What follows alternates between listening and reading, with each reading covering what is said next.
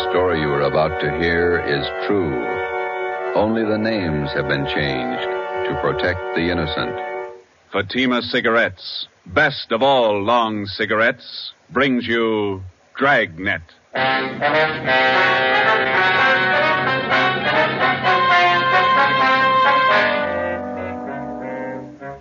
You're a detective sergeant. You're assigned to Narcotics Bureau. For 7 months, you've been working with federal and state agents in breaking a narcotics ring. You've apprehended the small fry. Next in the line, the big man. Your job, get him. If you want a long cigarette, smoke the best of all long cigarettes. Smoke Fatima. Fatima is the long cigarette which contains the finest Turkish and domestic tobaccos superbly blended to make Fatima extra mild. And that's why Fatima has a much different, much better flavor and aroma than any other long cigarette. That's why Fatima has more than doubled its smokers coast to coast. So, if you want a long cigarette, smoke the best of all long cigarettes. Smoke Fatima. Dragnet, the documented drama of an actual crime. For the next 30 minutes, in cooperation with the Los Angeles Police Department, you will travel step by step on the side of the law through an actual case from official police files. From beginning to end, from crime to punishment, Dragnet is the story of your police force in action. It was Wednesday, July 9th. It was warm in Los Angeles. We were working the night watch out of Narcotics Bureau. My partner's Ben Romero. The boss is Thad Brown, chief of detectives. My name's Friday. I was on the way into work, and it was 3:58 p.m. when I got to room 24, Narcotics Bureau. Hi, Joe. Feel better? Oh, not quite as tired, Ben. That Costello thing was a long haul. Narcotics Romero. Okay, Bigham. I'll tell him. Meeting's in 5 minutes. Chief Brown's over. Okay, I want to pick up my stuff from the captain first. Hi, Skipper. Come on in. You look a little better, Friday. Get some rest? Yeah, a couple of good meals. That's the trouble with the Flats gang. They never knew where to eat. Sit down, Joe. I want to talk to you. We got a couple of minutes before the meeting. You'll probably be getting this all up and down the line from here in. Just want to let you know that we think you and all the men in the operation did a fine job. My part wasn't much. You did more than I did. Oh, we all worked, but you had the dirty end of it. Good job. Here's your equipment. You'll need it now. Oh, yeah, thanks. Badge, your ID cards, your gun. 6 shells, that's all of it, huh? Mm-hmm. That's it, thank you. You're back at it. Yep. Here's one for you. Look at this. What's that you got? Mug shot of a girl picked up in a narcotics raid last night. Oh, a pretty girl. Long blonde hair, beautiful eye. She looks young. High school girl? She was when that picture was taken, 1947. She was 16. Here, look at this one. Yeah, same girl. Yeah, that's the way she looked at 11:30 last night when we picked her up. She looks 50. 19 years old. 3 years on heroin. She might as well be dead.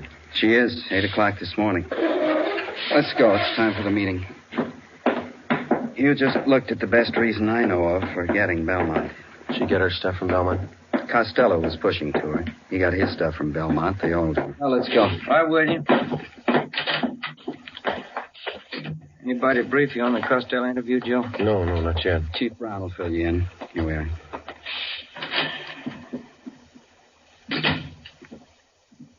Chief? Gentlemen, come on in. You men all know each other. Oh, yeah. Hi, Craig. Captain White, I think you and your men know policewoman Caswell. Yes, sir. How are you, Florence? Hello. Miss Caswell, Inspector Virgil Beckner, State Narcotics. How do you do? Oh, yeah. Bill Craig, agent in charge, Federal Narcotics. Hello. How do you do? Before we get into the Belmont procedure, let's see how we stand on the Costello case. White, do you want to fill everybody in on the information we got from Ralph Costello? Yes, sir. After his arrest Monday night, we interrogated Costello for about 4 hours. We confronted him with the package he sold to Friday here. How'd the stuff test? Crime lab ran it through, about 1/3 of an ounce of heroin, fair quality Mexican stuff.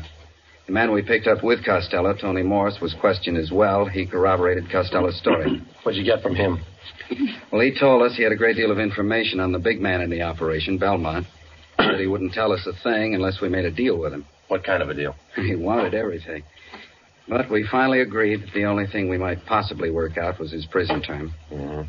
We called in the U.S. District Attorney. We talked another 4 hours. How'd it work out? District Attorney told Costello the only thing he'd do for him was to have his prison terms run concurrently rather than consecutively.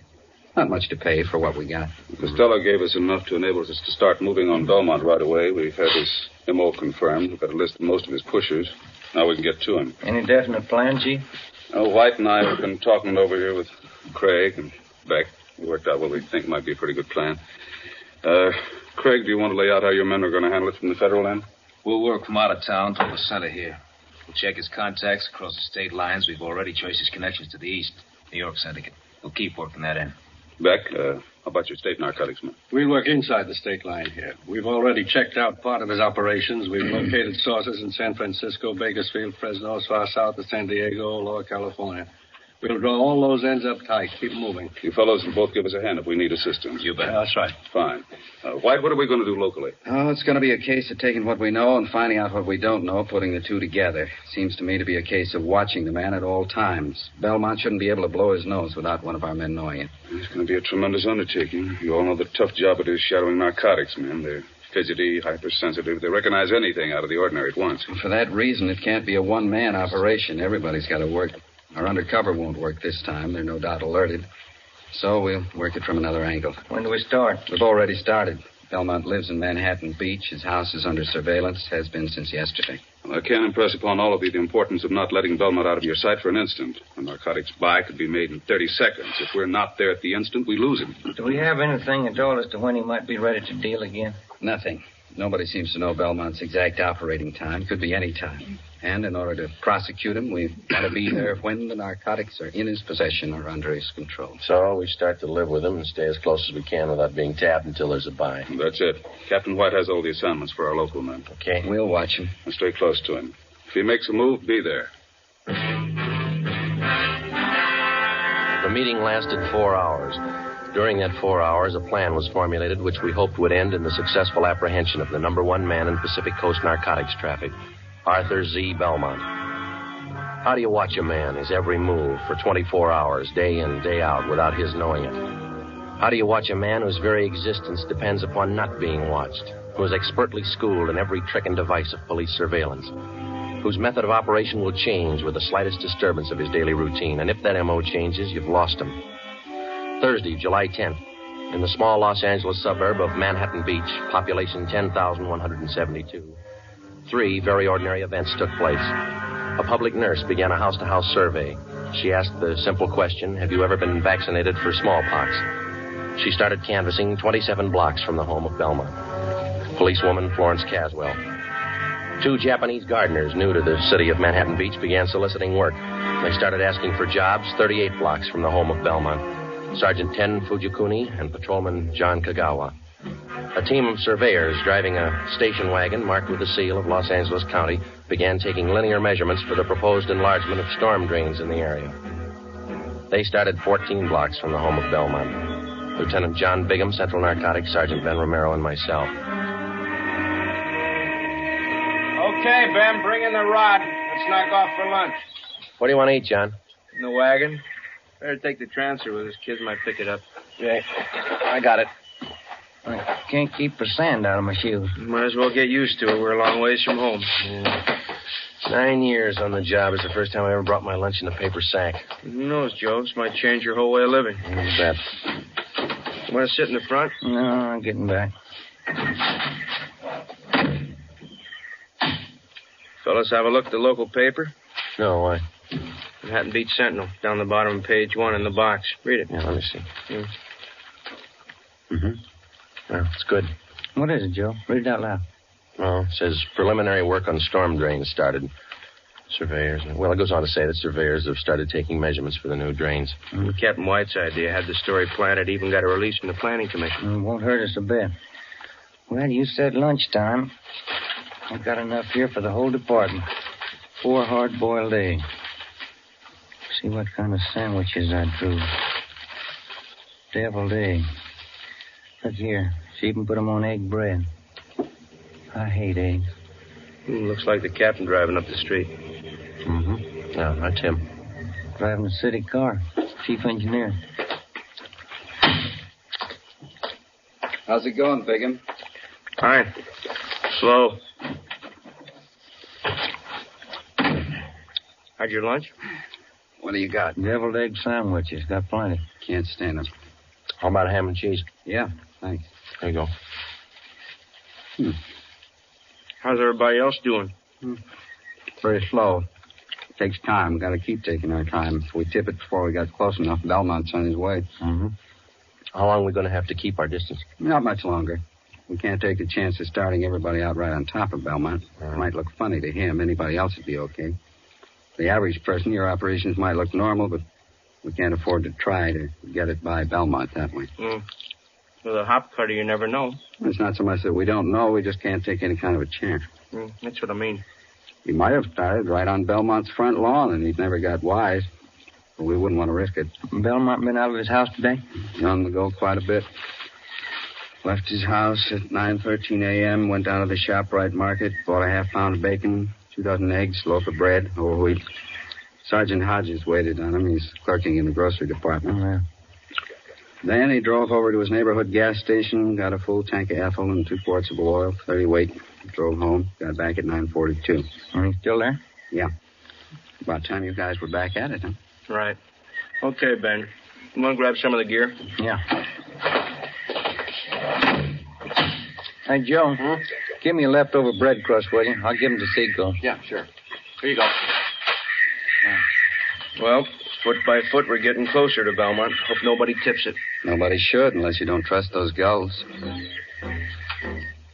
We surveyed the city of Manhattan Beach for 5 weeks. Policewoman Caswell, posing as a nurse, continued canvassing.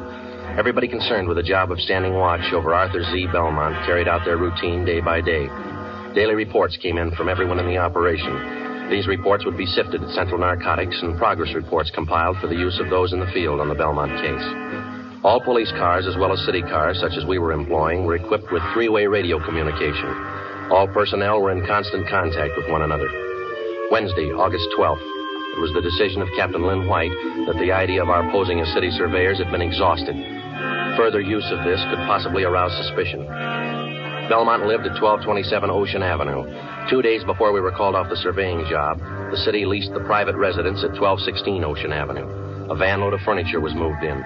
Drapes and curtains were hung. Regular deliveries of daily newspapers and milk were made to the house. To all outward appearances, the house was occupied by an average family. Actually, it provided another blind from which we could continue to observe Belmont. Shortwave radio equipment was installed in an upstairs room. Ben and I were assigned the night watch. Another car just stopped in front of Belmont's house. How many does that make? 3 cars. Just a minute.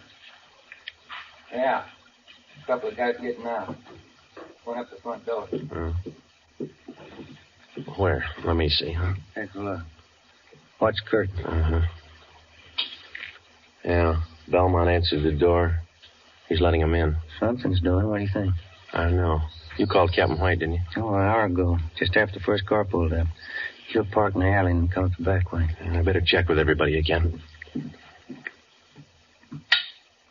This portable seemed to warm up slower than our car radio. About the same. Here we go. Unit 140K to Unit 145K. 145K, go ahead. Just checking. Your location the same? That's right, Ocean and Clipper. We got 3 cars to cover now. Stand by. Roger. Unit 140K to 143K. 143K, we got it. Standing by. Location still good? Same. Be talking to you. Stand by. 140K to 149K. 149K, go ahead. Stay put. We got 3 cars now. Yeah, we heard. Still the same spot. Standing by. Roger. Captain just pulled into the alley, Joe. Good. Belmont's porch light just went out. Mm-hmm. Let's see. 3 guys came in the first car, 2 in the second, 2 in the third. Is that right? Yeah, 7 all told. 8 counting Belmont. Maybe he's running for office. Joe, Ben, any changes since you called me? Another car. Mm-hmm. Anybody you know? It's too dark to see their faces. Uh-huh. Dodge Coupe, gray, black package sedan, green Chevy. That might be for me. I told the office they could reach me, yeah. White. Yeah, Bigham. You must be wrong. You sure he's not lying? All right, thanks. Yeah. You sure Belmont hasn't left his house since you came on duty? Couldn't possibly. Not without somebody in the detail spotting him. He got out somehow. He made a buy. Captain White called the office and talked to Benny Arredondo, our narcotics undercover man. He confirmed the fact that somehow Belmont had a meet and successfully completed a narcotics transaction. None of us could figure how, and we didn't know when the meet took place. Arredondo told us that the buy had been made sometime in the past 10 hours. The arresting officers had recovered a portion of the narcotics, 2 bundles of heroin. They were found in the possession of one of Belmont's runners, Archie Scott. I can't figure it. What do we do now, Skipper? Sit tight and watch those 3 cars in front of Belmont's house over there. Maybe he didn't have to leave the house to make a buy. That's the way I got it pegged. Those cars down there, those are the first visitors he's had in the past 24 hours? As far as anybody knows, we watched it close. Sometimes it's like that. It looks like somebody's coming out over there. 2 guys. How many in there? 8, counting Belmont. All right, Friday.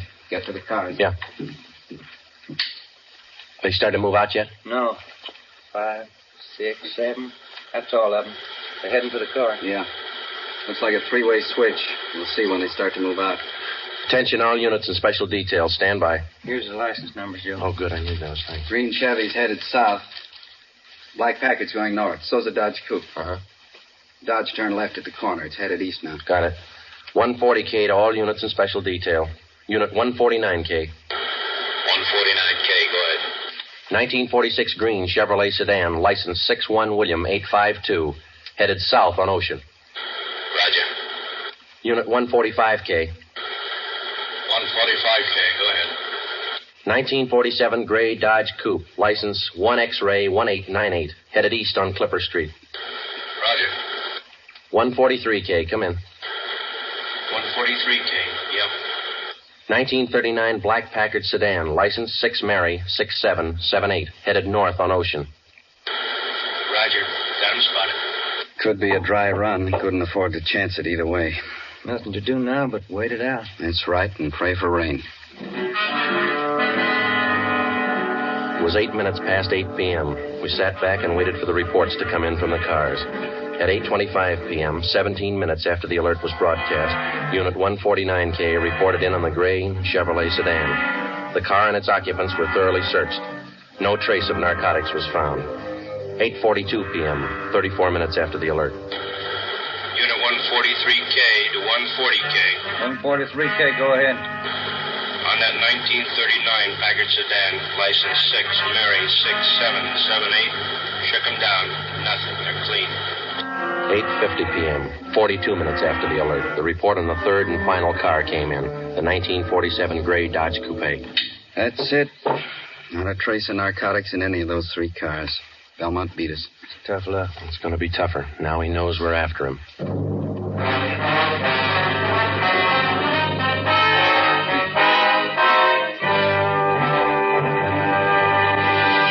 You are listening to Dragnet, authentic stories of your police force in action. Now, here's an authentic report from Fatima Cigarettes. In 1949, Fatima more than doubled its smokers from coast to coast. In 1950, enjoy Fatima yourself. You'll find Fatima extra mild. Because Fatima is the long cigarette which contains the finest Turkish and domestic tobaccos superbly blended to make Fatima extra mild. You'll find Fatima tastes much better. Fatima's superb blend gives you a much different, much better flavor and aroma than any other long cigarette. You'll find Fatima best in cigarette quality. Fatima has always stood for the best in cigarette quality. For a new year of greater smoking enjoyment, buy Fatima in the appealing golden yellow package. You will agree, Fatima is the best of all long cigarettes. The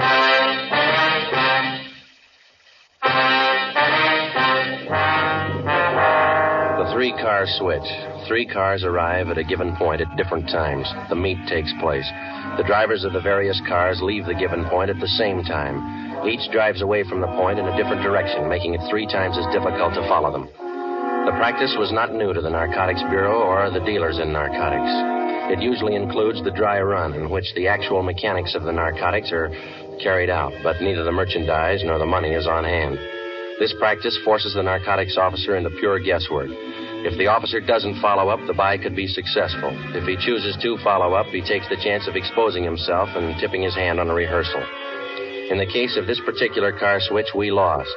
But taken in the car roundup were 7 of Belmont's trusted runners. 6 of these men refused to talk, but the 7th, Clifford Bissell, gave us a lead to one of Arthur Belmont's most trusted friends. His name was Floyd Ketchel. He and his wife lived at 357 Evergreen Drive, Linwood. It's a nice house. Yeah. Yes? Police officers, we'd like to ask you a few questions. What about?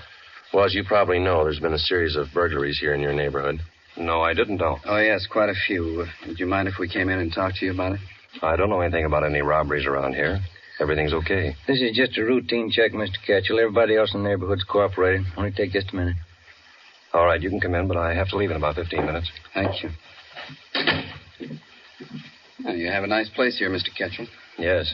Now, what was it you wanted me to help you with? You know a man by the name of Clifford Bissell?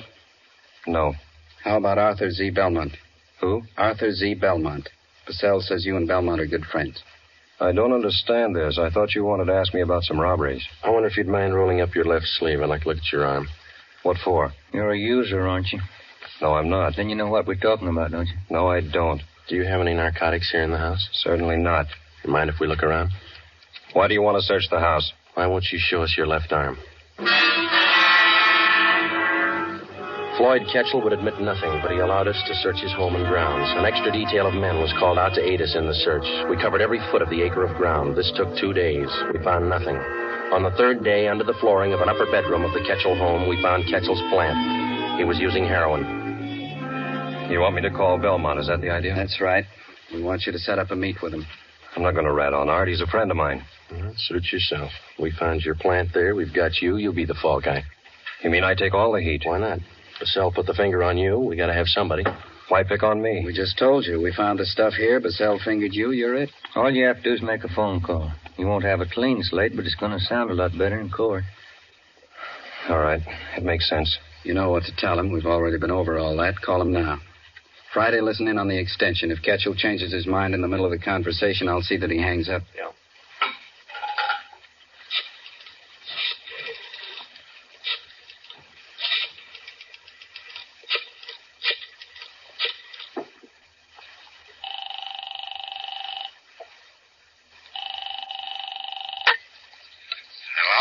Hi, Art.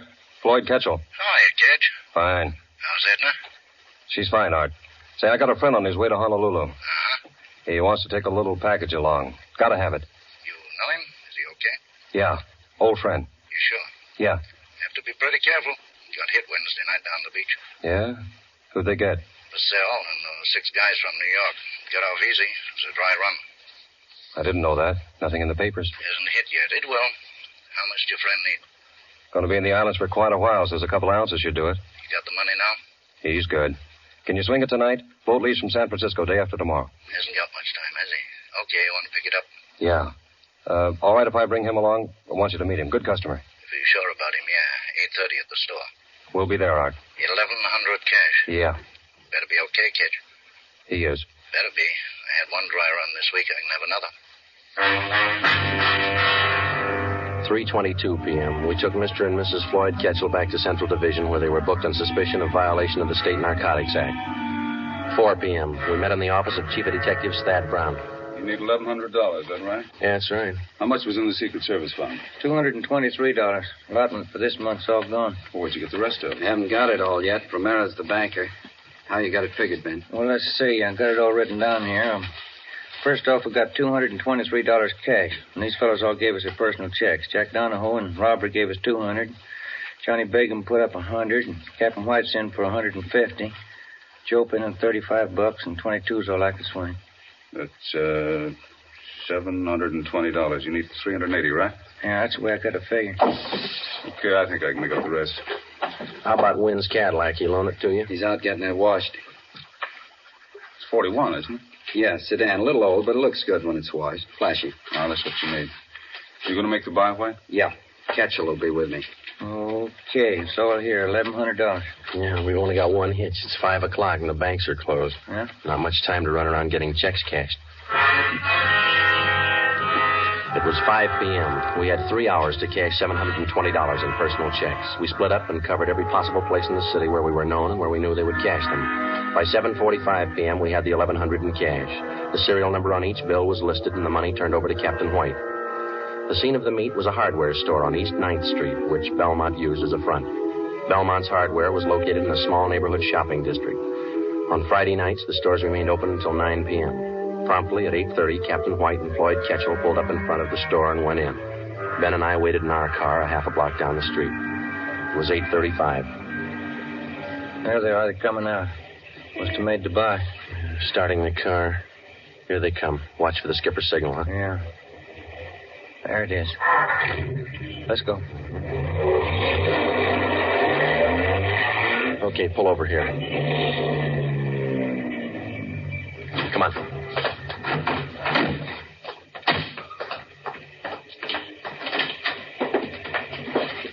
There's a clerk back there. You see Belmont? No. Yes, sir. Can I help you? Is Mr. Belmont around? No, sir. He just stepped out. You sure? Yes, sir. He went out the back door not a minute ago. Bigham and Cassidy are out there, aren't they? Yeah, he won't go for it. Oh, there's Mr. Belmont. Mr. Belmont, these gentlemen want to see you. Running up the stairs to mezzanine. Come on. All right, Belmont. Wait a minute. What's that barrel? Watch it. Look out! Pushing that barrel down the stairs. All right. Let's go. Come on. There he is. He's trying to reach that skylight. Belmont, get on. You'll never make it. Slipping, Joe. Belmont!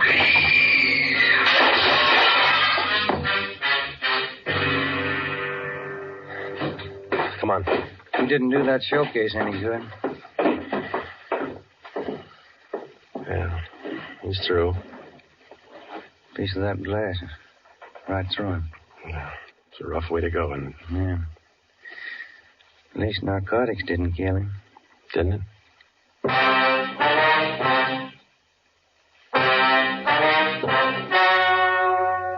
The story you have just heard was true. Only the names were changed to protect the innocent. On December 10th, 1948, trial was held in Superior Court, Department 87, City and County of Los Angeles, State of California. In a moment, the results of that trial. It's amazing how many long cigarette smokers are changing to Fatima. Here is the actual report. From coast to coast, Fatima has more than doubled its smokers. Yes, more and more smokers every day are discovering that Fatima is the best of all long cigarettes. Smokers find Fatima has a much different, much better flavor and aroma than any other long cigarette. They find that Fatima is extra mild because it's the long cigarette which contains the finest Turkish and domestic tobaccos superbly blended to make it extra mild. Enjoy extra mild Fatima yourself. Best of all long cigarettes.